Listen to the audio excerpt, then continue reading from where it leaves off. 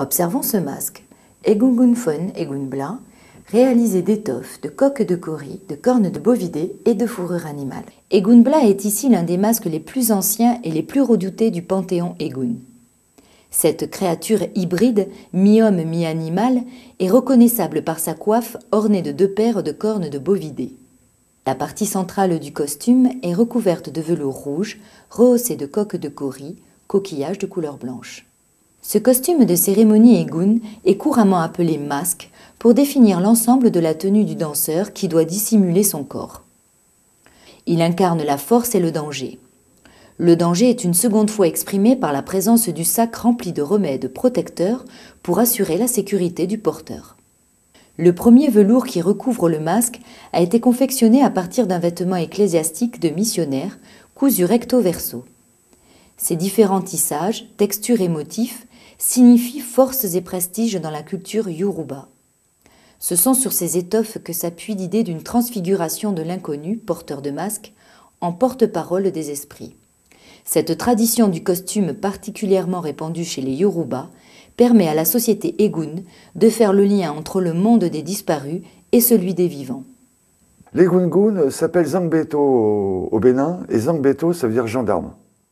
C'est une fonction d'ordre, de justice, une fonction de remise dans le droit chemin. Le masque, lorsqu'il se déplace, il est entouré par une série de gardiens qui se déplacent avec lui avec des fouets ou des badines et qui repoussent la foule pour l'empêcher de s'approcher des danseurs.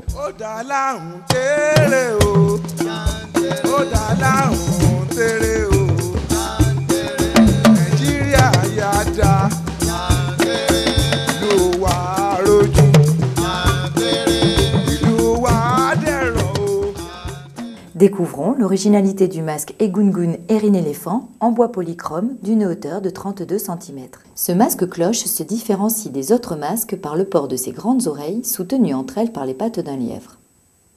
Le lièvre se détache du reste de l'objet par sa position debout, tête levée, mâchoire ouverte. La partie frontale du masque est décorée d'un double alignement de petites gouttes. Les yeux de forme oblongue sont surlignés de noir à l'iris percé. Le nez est aquilin. Les lèvres sont légèrement ourlées, laissant apparaître une dentition sommaire que vient fermer une barbe en virgule.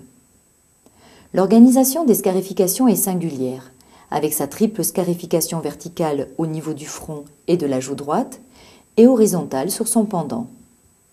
La polychromie rehausse certains détails du masque, soulignant ainsi la géométrisation des motifs. Sur le plan symbolique, ce masque cloche est porteur de l'âme d'un ancêtre chasseur, personnifié par les oreilles d'éléphant. Les oreilles sont censées écouter ce qui se trame dans la communauté. Le lièvre, quant à lui, représente le pouvoir des sorcières qui agissent la nuit. La société Ingun, dont le terme Egun peut se traduire par revenant, ne représente que des revenants de sexe masculin. Les morts sont ainsi invités à revenir sur Terre par les vivants. Le masque Egun, placé sur la tête, siège de la sagesse de l'homme, incarne l'esprit de l'ancêtre.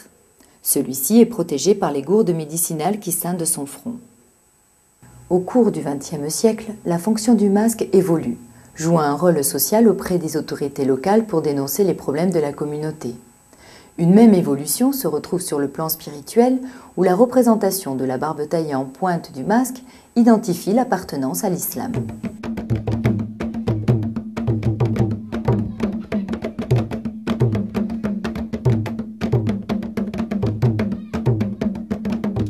Les Yoruba font la divination avant chaque chose, avant de prendre des décisions commerciales ou de voyage ou familiales. Et ils se servent de la divination. Alors, la divination, c'est un plateau, Ipon Ifa, on met du sable dessus. Ensuite, on prend les coris qui sont les espèces de boîtes d'acariatide qui sont présentes dans l'exposition, il y en a au nombre de 2. Et on prend les coris, on les jette sur le plateau, et avec le bâton, on cherche les chemins à suivre.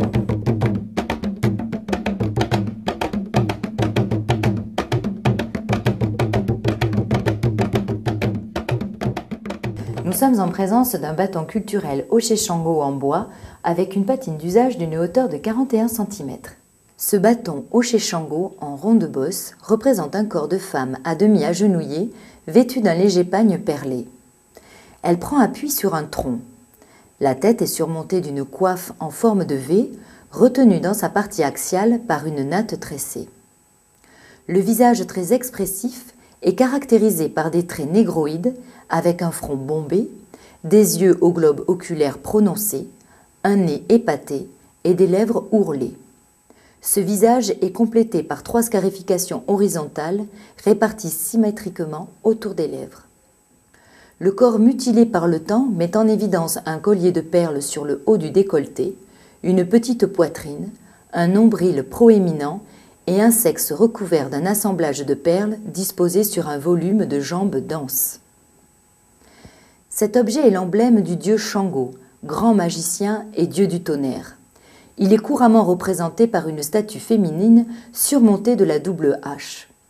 La femme personnifie la grande prêtresse qui assiste le dieu.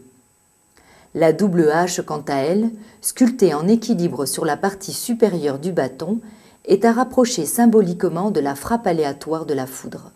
Chez les Yoruba, ce type de bâton hoché Shango est reçu par chaque fidèle lors de son initiation. Le fidèle ne le porte que lorsqu'il est possédé par Shango.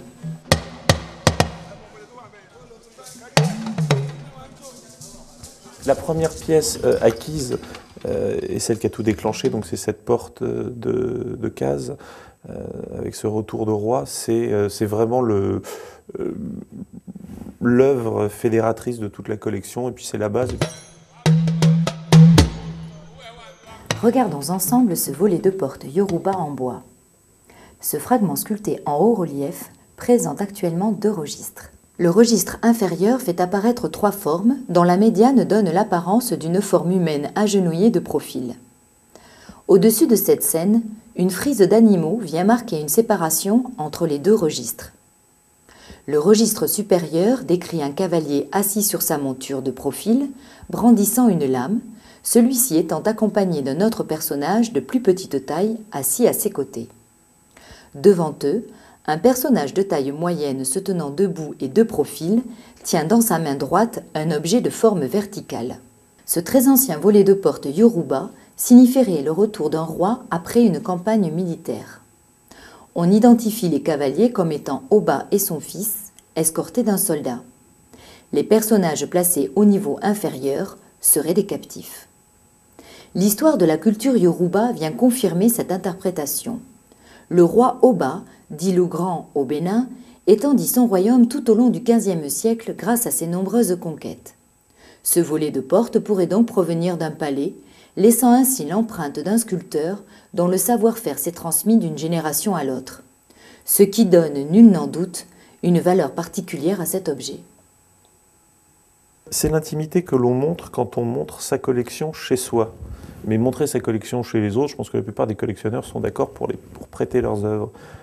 Après, il y a des œuvres que l'on n'a même pas envie de montrer chez soi, parce que c'est son jardin secret. Autrefois, on avait un petit livre sur sa table de nuit, et puis dedans, on mettait ses petits secrets. Il y a beaucoup de collectionneurs qui n'ont pas de petits livres, mais qui ont une petite réserve ou une moyenne réserve dans lesquelles ils vont cacher leurs pièces, qui les guérit petit à petit.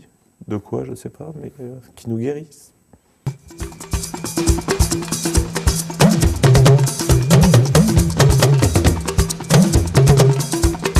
Music, we call it Futurizer, Fuji. Ó fẹ́ wá,